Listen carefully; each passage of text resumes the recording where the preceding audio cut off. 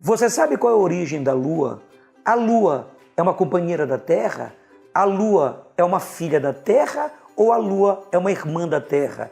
Curta, compartilhe, se inscreva no nosso canal que depois da vinheta você saberá.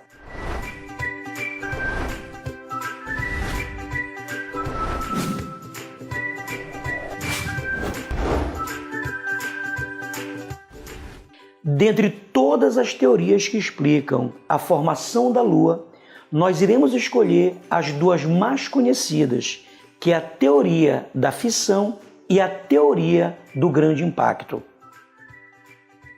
A Terra, recém-formada, era uma bola de magma, ou seja, era uma bola de material derretido extremamente quente e que girava em alta rotação.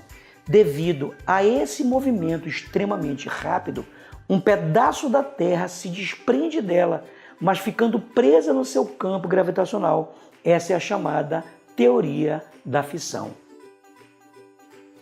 A segunda teoria é a chamada teoria do grande impacto. Ela é a teoria mais aceita pela comunidade científica. Essa teoria diz que a Terra recém-formada é atingida por um corpo colossal do tamanho de Marte, conhecido como Theia. O resultado desse impacto faz com que esse corpo celeste se desintegre. Uma boa parte da superfície da Terra é lançada para o espaço, mas ficando presa no seu campo gravitacional. Com o tempo, esses fragmentos, devido à gravidade, vão se juntando, formando a nossa Lua. Um dos grandes triunfos da lei da gravitação universal desenvolvida por Isaac Newton é a explicação do fenômeno das marés, ou seja, o fluxo e refluxo das marés provocadas pela força gravitacional da Lua e, em menor proporção, pela força gravitacional do Sol sobre a Terra. Por exemplo, nós estamos aqui no Ver o Rio, ponto turístico de Belém do Pará. São 6 horas e aqui você está presenciando uma maré baixa. Daqui aproximadamente a 6 horas, nesse mesmo local, você irá presenciar uma maré alta.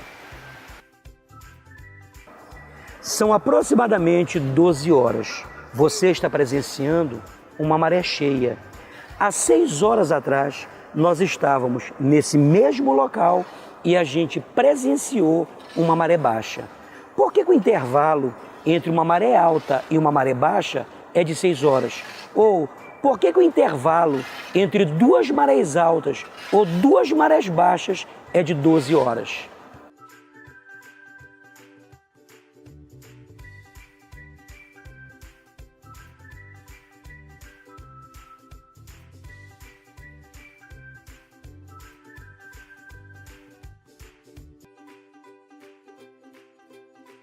Nós temos aqui a Terra e nós temos aqui a Lua. A teoria da gravitação desenvolvida por Isaac Newton, ela diz que a força gravitacional ela diminui com o aumento da distância. Então veja, aqui nessa massa líquida, nessa quantidade de água, nós temos aqui uma força que eu vou chamar de F1. Aqui no centro da Terra está atuando também uma força gravitacional que eu vou chamar de F2. E aqui nessa outra massa de água está atuando também uma força que eu vou chamar de F3.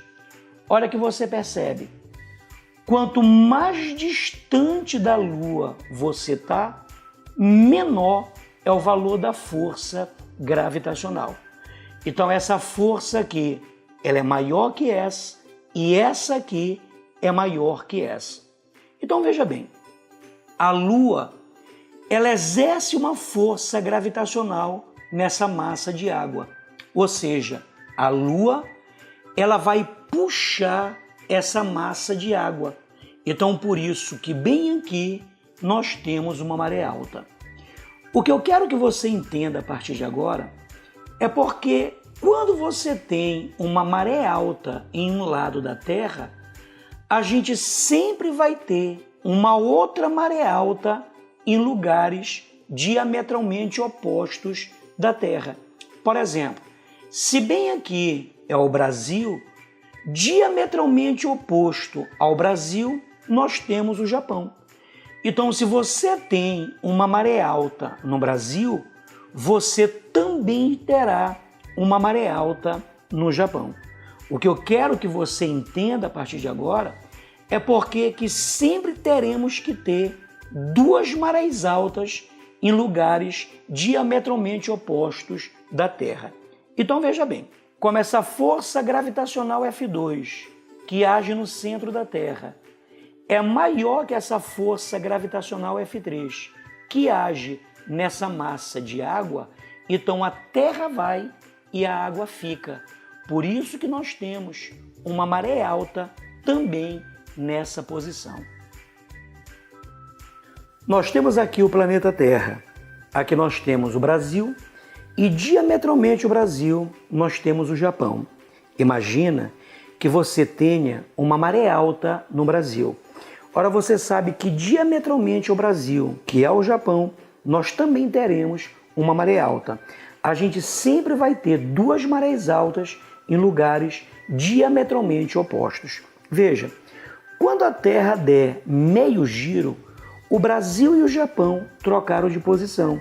Então você terá novamente uma maré alta no Japão e uma maré alta no Brasil. Então sempre você vai ter duas marés altas em um mesmo local após meio giro da Terra. Como a Terra leva 24 horas para dar uma volta completa em torno do seu eixo, então para dar meio giro ela leva 12 horas.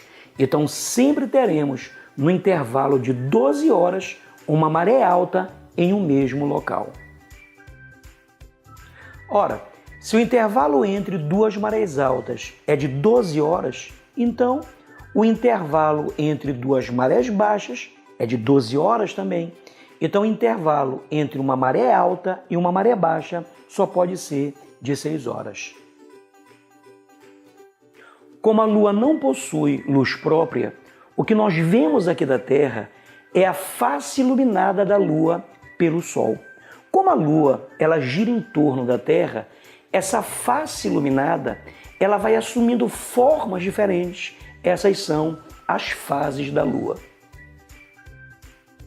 Imagina que numa bela noite você sai de casa para tomar um sorvete e você olha para o céu e você vai ver uma lua completamente cheia de luz. Já está dizendo, lua cheia de luz é a fase de lua cheia. No decorrer da semana, o brilho da lua começa a diminuir gradativamente. Diminuir significa minguar. Então a lua ela está entrando em fase de quarto minguante. No decorrer da outra semana, esse brilho vai diminuindo, até que você tem uma noite sem lua. Noite sem lua é noite de lua nova. Você nunca verá a lua nova no céu durante a noite. A lua nova, ela só aparece durante o dia. Ela nasce com o sol 6 da manhã e ela morre com o sol 6 da tarde.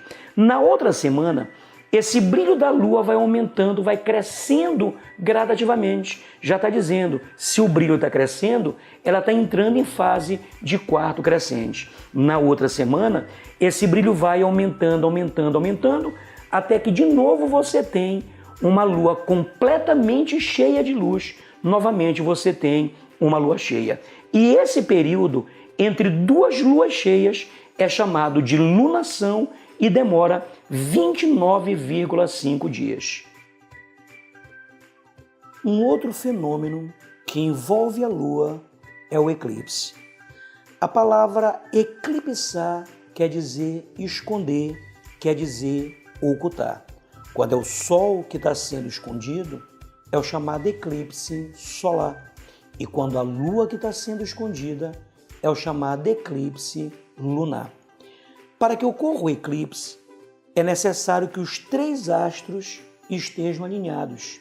Aqui nós temos a Terra, aqui nós temos a Lua e o projetor ele está fazendo o papel de Sol. nessa posição em que a Lua está próxima do Sol, é a chamada Lua Nova. Observa que na Lua Nova, ela projeta uma sombra na Terra. Então quer dizer que um observador na Terra, dentro dessa região de sombra, quando ela tenta olhar para o Sol, ela não consegue ver o Sol, porque a Lua Nova não está deixando. Nesse caso, quem está sendo escondido é o Sol. Então esse é o chamado eclipse solar. Quando a Lua ela está nessa posição, diametralmente oposta à Lua Nova, é a chamada Lua Cheia. E no alinhamento perfeito entre Lua, Terra e Sol, perceba que a Terra ela projeta uma sombra para o espaço e a Lua cheia ela cai dentro dessa sombra.